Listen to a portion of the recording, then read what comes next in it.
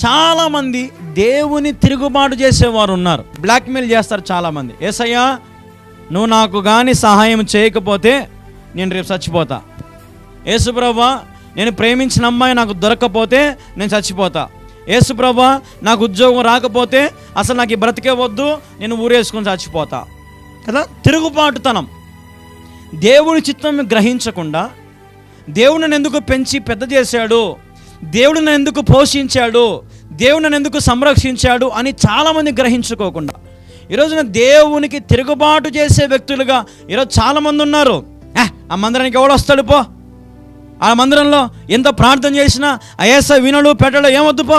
ఆ చర్చికి పోయినప్పటి నుంచి సమస్యలే, ఆ చర్చిలో ప్రార్థన చేసినప్పటి నుంచి బాధలే, ఎన్నో వేదనలు కష్టాలు తప్ప నా బతుకులో సంతోషమే లేదు, నాకు ఆ యేసు ప్రభువొద్దు, ఏమొద్దు పో అని తిరుగుబాటు చేసే వాళ్ళు ఉన్నారు.